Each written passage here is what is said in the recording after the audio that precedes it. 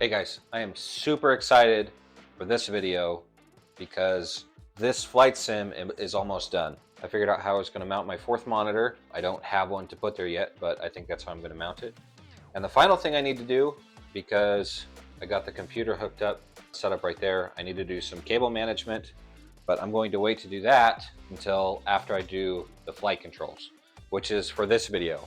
So I don't know if you can see me or if I'm cutting my head off, but this is flight control videos. I bought 2 sets of flight controls so I could use a simulator to do any type of flying in almost any type of plane. Let's open those up and see how that goes. I don't exactly know how I'm going to make a video about this. Let's just start with unboxing.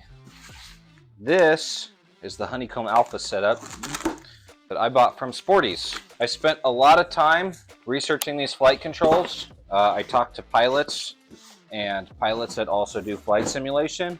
I asked them what the best thing to buy was.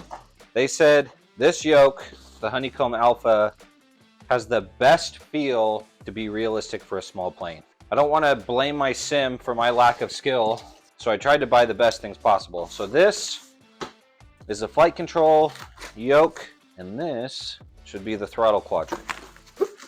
So I bought this kit on Sporty's that I'll link in the description below. While I was looking at these, I did speak with Next Level Racing about the flight sim. They said my solution to the monitor stand issue was the best. Their design team said that was awesome. They just came up with, cutting the corner out of the bracket. But let's see, this comes with a USB-C and flexible RJ45.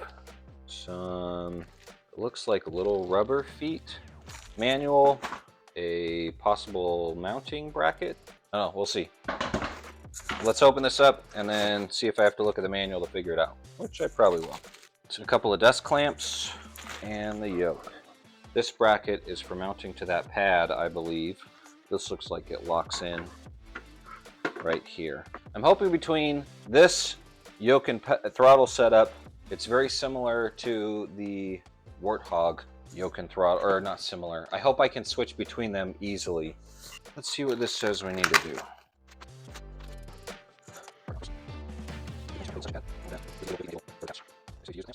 I'll get this mounted after. Let's not worry about that right now. Wow! Open up the throttle quadrant. We have commercial levers with flap control and some white throttles. And then we have general aviation, little magnetic boxes with colored paddles and your landing gear. Got your fuel mixture and trim and your rotor pitch if your plane has that feature.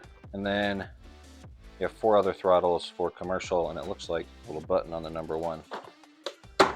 And then we get the throttle quadrant.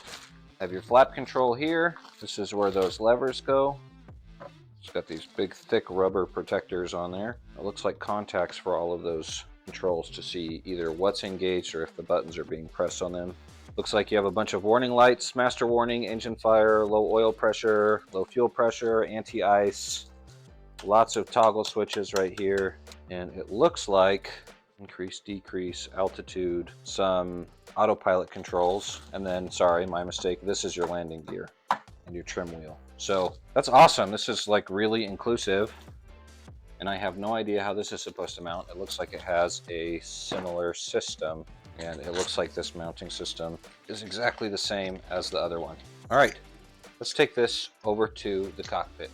All right, I got everything mounted. There's a couple things I'm surprised about. One of those things is how hollow and empty these feel. I mean, they are coated with a nice, like, thin rubber texture, which is all right. And the other thing that I noticed is I don't think this down here is gonna work. First off, it's really wobbly, and this is bolted all the way down. It's just this bracket. Sorry, it's kind of dark. It's this bracket right here. It just kind of flexes with everything. So what I think I'm going to have to do to make this work is build like a desk almost that's going to screw to this mounting plate that this is on, and then put both of these on this one mounting plate with the clamp. I think that'll work where these two are next to each other. So I think that's what I'm going to do.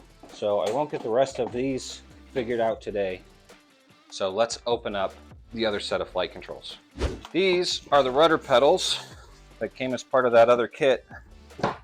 This is the Air Force licensed Thrustmaster HOTAS Warthog. These are less exciting. When I talked to pilots, they said, you know, the rudder pedals don't really matter as long as they're there and you use them. But unfortunately, it seems like every rudder pedal manufacturer thinks you're supposed to rest your heel in this cup. And in every airplane, these pedals go straight up and down, and you rest your feet on the floor, and then you use your toes to adjust the rudder pedals. So I don't know why every simulation company does them like that, when I feel like it's not very realistic to a plane.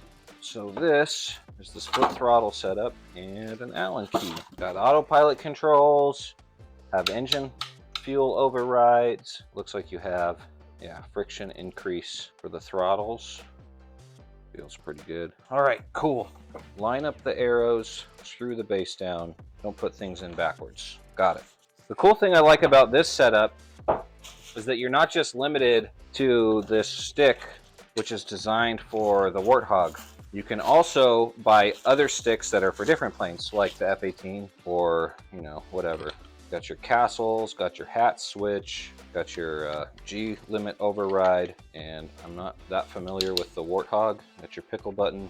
Not that familiar with the Warthog controls, so I think I'll have to figure out what this pinky switch is for.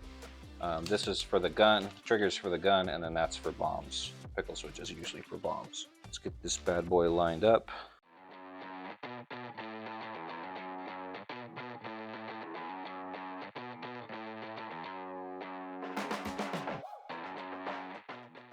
Yeah, that actually feels pretty good too.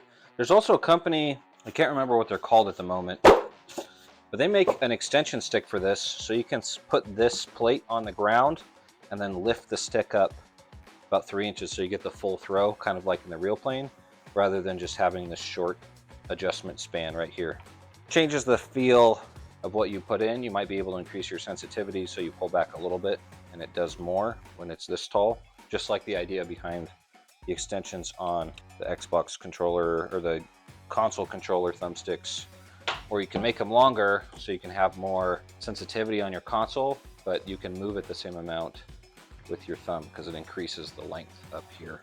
Anyway, enough nerd stuff. I want to see if I can get these mounted to the flight sim as well.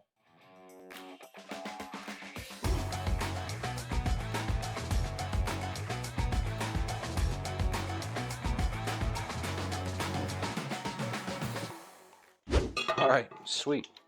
Way easier than I thought. All right, and here is what the sim will look like in combat mode, minus the tools on the chair. Ignore that part. But 3-monitor setup, mouse and keyboard, because I can't put the other throttle cluster there. I think this will work out better to have that board across the front that will hold the other flight controls. Thank you for watching this video. I appreciate you staying this far into it and clicking on this very short, what turned out to be an unboxing. But in a future video, I'm planning on having a real fighter pilot come and try out my sim and see what he thinks. I still got a bunch of boring stuff to hook up, so I won't bother you with that. But in the future, real fighter pilot in the sim, hit subscribe so you don't miss it. I will catch you guys next time.